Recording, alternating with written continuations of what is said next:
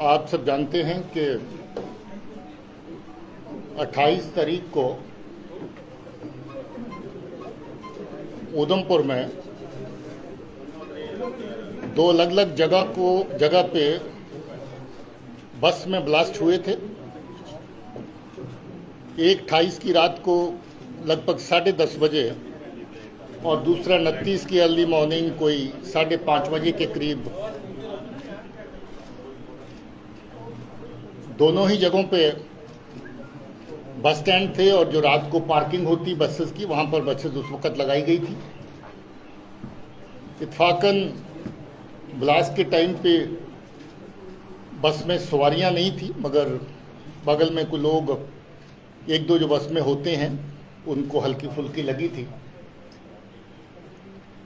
मुझे ये बताते हुए खुशी हो रही कि ये ब्लास्ट का केस बहुत ही कम समय में उधमपुर पुलिस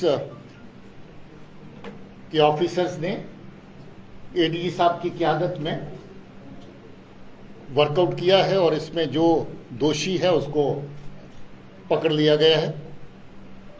पूछताछ के दौरान उसने अपनी इन्वॉल्वमेंट तस्लीम की है, मानी है, और ये चीज़ें भी पता चली हैं कि ये ब्लास्ट जो किया गया उसमें जो आईडीज इस्तेमाल हुई वो कहाँ से आई, कैसे आई, किसके कहने से आई। मैं थोड़ी सी तफसील जो स्पेसिफिक इस केस में है चाहूँगा कि एडिशनल डीजी जम्मू आपके साथ शेयर करें, और उसके बाद अगर आपके कुछ सवालात होंगे तो उन सवालात का जवाब देंगे।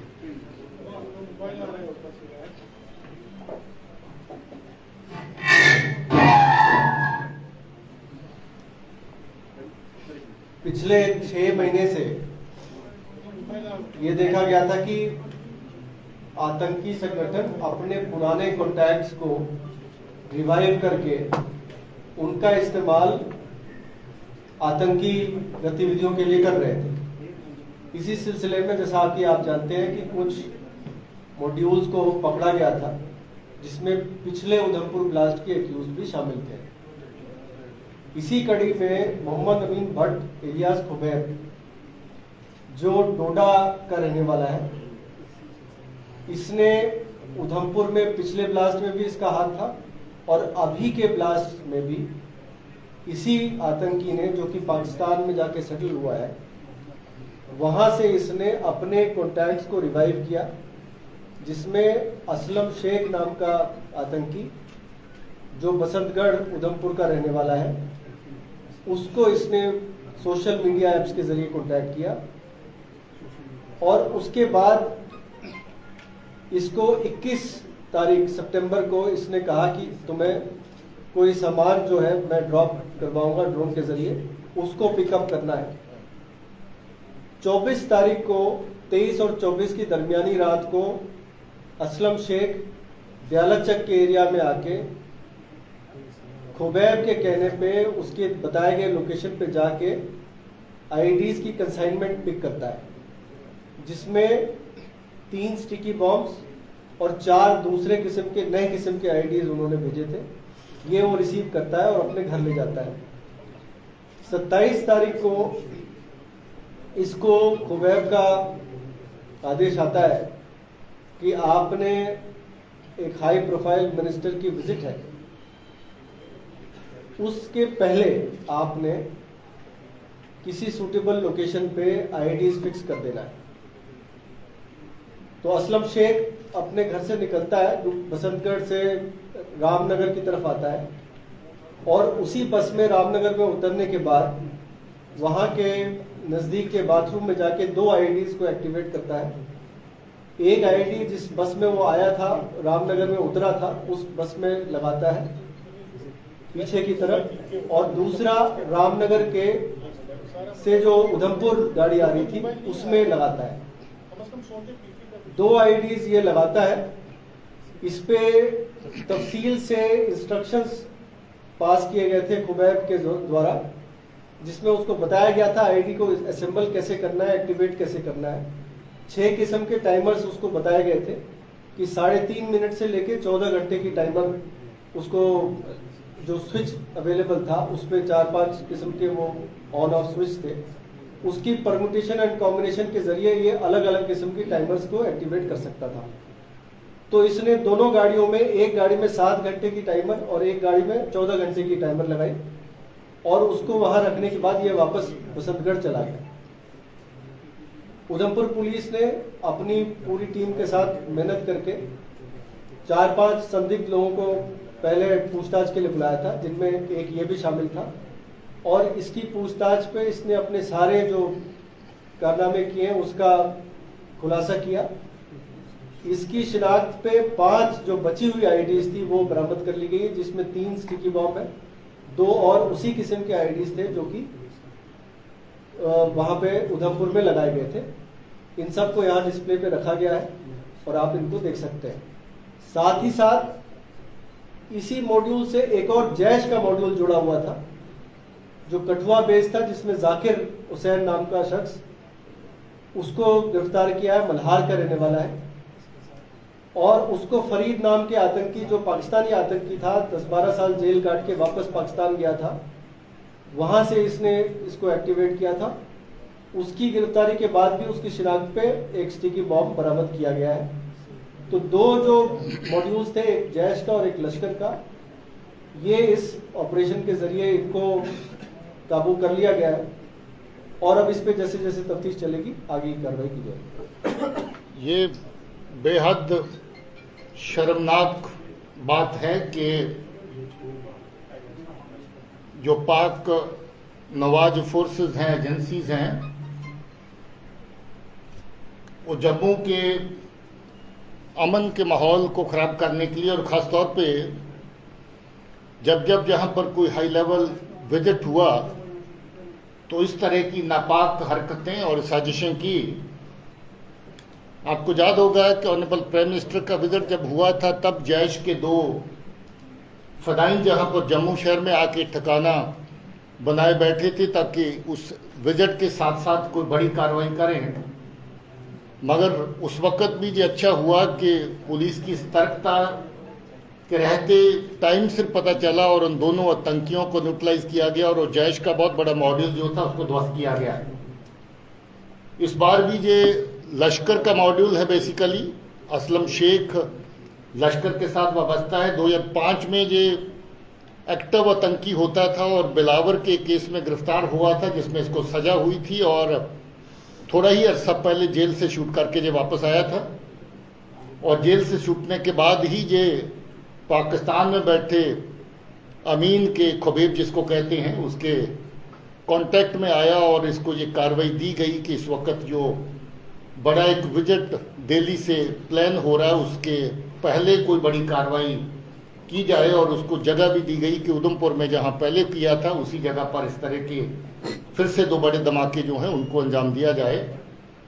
मगर अच्छी बात है कि ये भी पुलिस ने बड़ा कम टाइम के अंदर इस केस को पूरे को एक्सपोज किया, इस बंदे को आइडेंटिफाई किया, इसको पकड़ा, पूछताछ की, जिसके दौरान इसने सारा कुछ मान लिया है।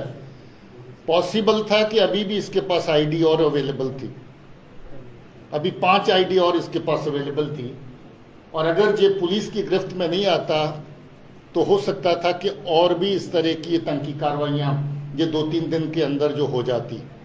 और इसके साथ ही दूसरा केस जिसका जिक्र एडिशनल डी साहब ने किया, जो बी बिलावर का रहने वाला लड़का है और वो जैश के साथ कॉन्टेक्टेड है, उसको भी उसी एरिया में, बॉर्डर के एरिया में आईडी जो है वो फराहम की गई ताकि वो भी को फर्दर उसको आतंकी कार्रवाई के लिए इस्तेमाल करे।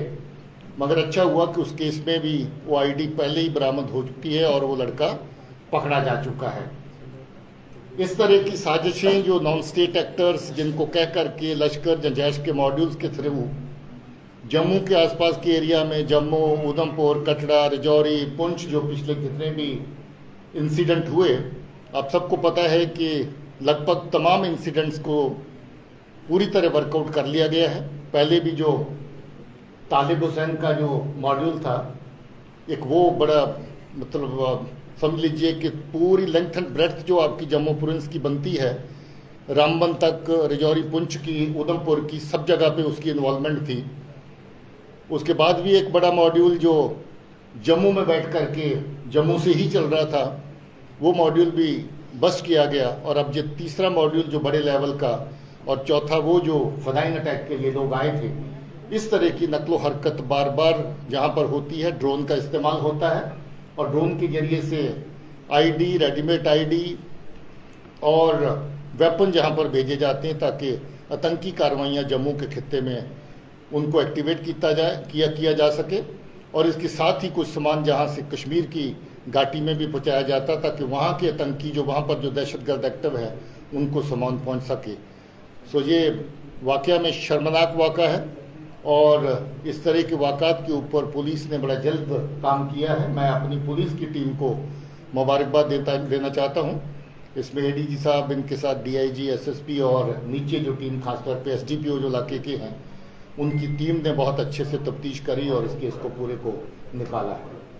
डीजी साहब, आज पुलवामा में भी एक आतंकी हमला हुआ है जिसमें एक जवान शहीद हुआ है और एक जवान इंजर्ड हुआ है, क्या कुछ तफसील है आप शेयर कर पाएंगे? देखिए, पिछले एक हफ्ते से हम लोग लगभग 4 कामयाब ऑपरेशन कश्मीर घाटी के अंदर कर चुके हैं।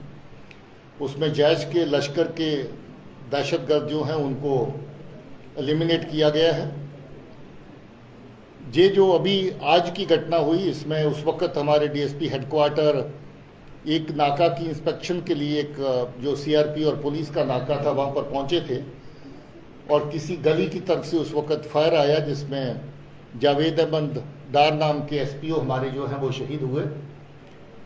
हम लोग पहचान लगभग कर चुके हैं, उसमें पता चल चुका है कि क्या है, अभी शेयर करेंगे, मगर उसके लिए ऑपरेशन जारी है और मुझे उम्मीद है कि जल्द ही इसको भी ख़त्म करेंगे। हाँ, ये भी हो सकता है कि इसका ताल्लुक भी वीआईपी विजिट को लेकर के ही हो, क्योंकि इस तरह की करतूतें जैसे मैंने पहले कहा कि वो करते हैं जब भी ऐसा विजिट होता है, पॉसिबिलिटी है कि उसके साथ जोड़ करके इस इंसिडेंट को देखा जाए। So can we say that DG, this Home Minister visit was on terror radar, and what is terrorists are trying to achieve by carrying out these attacks? देखिए, what I feel is we all know that there's a very, very drastic change in the overall security situation in the duty. That is borne out by the facts and figures. That is nobody's claim that it has happened on its own. A very large number of successful operations have been conducted. While carrying out CT ops, we have tried to keep our people safe, their property safe. People are with us. By and large, people are with us. We have also tried to hit the terror ecosystem on various fronts. As a result of which, overall security scenario is much better. Today, you do not have the kind of situation which prevailed there 3-4 years back. So therefore, to show that the VIP visits or any such activity which sends a positive signal to the people, positive message to the people, the terrorists and their handlers across would like to show that all is not well. We know that there are still some terrorists left. Our operations are on and we would be able to take care of them.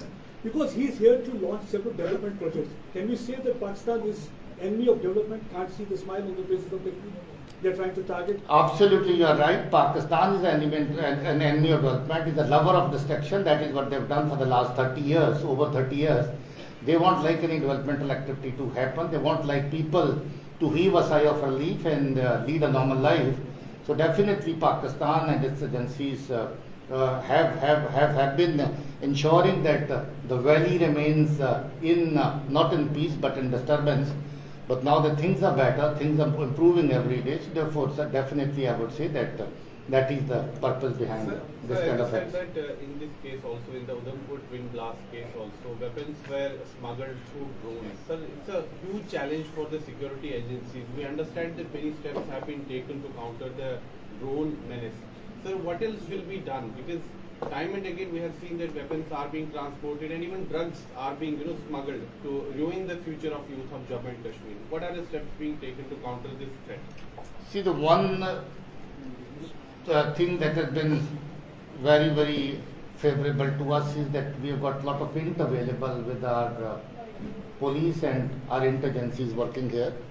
And that is why I've been able to successful to bust so many modules who are indulging in weapon smuggling through the use of drone. One single case, over 30 sorties were received by a particular person, and that case, that module was busted. Similarly, most of the sorties which were planned to carry out terror attacks, ready-made IDs were sent from across. Police and the security forces and the intelligences and information, we were able to intercept most of them. I think as a technology, we are working to ensure that we have better countermeasures on ground, but as of now, whatever has been done in terms of our surveillance devices that we have and our human int and other technical int, we've been able to thwart most of their attempts. We would like to do more in this regard, and we are working on it. Sir, yesterday the Jammu and Kashmir police and the Punjab police carried out an operation in Poonch wherein a drug racket was busted. Sir, we have seen in the recent past that there are attempts being made to revive terrorism in Punjab. So have you been able to find any connection between Khalistani terrorists and the terrorists operating in Jammu and Kashmir so far, sir? Would you like to comment on this Pakistani terrorists and JK terrorists? So far, during investigation of any case, there is no definite link of Khalistani terrorists with the terrorist operating here. But yes, there are intelligence inputs which indicate a possibility towards that, and we are investigating that. Terror funding part, definitely there's a very strong link between what has been happening in Punjab and what is happening in JK. Most of our terror organizations, terror outfits were getting funding from the narco trade that happens via Punjab as well. So that kind of connection between the operatives in Punjab and operatives in J&K has been seen. But generally the handlers across in Pakistan seem to be common in both the cases. They are the ones who control the operations in Punjab and this side, but there is no direct linkage as of now which has come in any of our investigations. Sir, एक सवाल One terrorist was killed in Shopian, LED. Yeah, the terrorists, couple of days back, we had launched another operation in Shopian. This fellow was able to escape that day, and today we again had int about him, and that operation was successful. Shopian police launched an operation, and they've been able to eliminate him. So that guy belongs to Lashkar-e-Toba, and he's a local militant from that area. Sir, एक ex-militant की बात की आपने. Apart from sticky bomb, what are the new kind of IEDs recovered from that terrorist? कहेंगे? There are 3 types of sticky bombs which have been recovered. Sticky bomb is basically a bomb which has a magnet. So there are 3 kinds of such bombs which have been recovered so far, from small to big. Apart from this, there are some other new types of bombs which have been used this time, and the details of it which will be given to you just after the press meeting. You can see it yourself. The shape and kind is available. That would be on display outside. Sir एक सवाल ex-militants पे आपने कहा कि इसमें भी ex-militant जो है वो involved है. तालिब हुसैन के टाइम पे हमने देखा था कि ex-militant ही involved था. ठीक है, उसका वो काफी टाइम से ठेकेदार भी था. एक्स-मिलिटेंट्स को लेकर किस तरह से अब आपकी जो रणनीति है, क्योंकि एक्स-मिलिटेंट्स हम देख रहे हैं कि वो फिर से बड़ा एक्टिव हो रहे हैं. और जम्मू प्रोविंस की बात करें, वो काफ़ी एक्टिव हो रहे हैं. उसको लेकर पुलिस जो है वो किस तरह से इस पर जो है मतलब कर रही है. ये सिर्फ जम्मू प्रोविंस का ही मसला नहीं है. जो एक्स मिलिटेंट हैं, even in Kashmir, many of them became active, and there's so many examples of the people who became active again and again. The third time, fourth time they became active, and I'm happy that most of them stand eliminated. Jammu side, Kashmir side, both we are keeping an eye over such elements who were earlier into militancy and they are now released from jails after their conviction is over. We are watching them and we keep an eye over them, and definitely wherever such linkages come, we will take action. Can we say that surrender policy of the previous governments have failed? If you see the way they are getting recycled and being used for terror. I won't like to make a comment on this. Sir लेकिन sir, sticky bomb चलें। आप अभी भी मानते हैं कि sticky bomb एक बहुत बड़ा खतरा है और उससे निपटने के लिए पुलिस क्या कर रही है, और दूसरा क्या अभी ये जो स्टिकी बॉम्ब आ रहे हैं कि क्या पाकिस्तान की साइड से ही मेजोरिटी जो है वो यहाँ पर आ रही है? Most of the sticky bomb supplies have come on behalf of or through Lashkar-e-Taiba. Most of the incidents, terror incidents by use of these sticky bombs and all, which have taken place both in Jammu, Kashmir said also one incident in Kulgam had taken place, have again been claimed by and caused by Lashkar-e-Taiba. And you know Lashkar-e-Taiba is in any way being controlled by our agencies sitting in Pakistan. So therefore, sticky bomb is basically associated with one particular organization, and Jaish also up and down, sometimes their involvement in some cases also has been seen. Sticky bomb is definitely a serious threat because it's a ready to use kind of thing. You don't have to do much. It's very easy to handle. Even a very normal person who's been given directions from across, even on cell phone, would be able to make use of it. Even in this case, I was seeing a video wherein DIG Udhampur was interrogating this Aslam Sheikh, and he was telling how to assemble it. And it appeared as if that guy is absolutely perfect in assembling it, using it, and doing whatever way you want to adjust the timer here and there, whatever way you wish to use it. It is a threat, but good part is that we, in most of the cases, get advance information, advance int, and even if there is no int, our police sources and our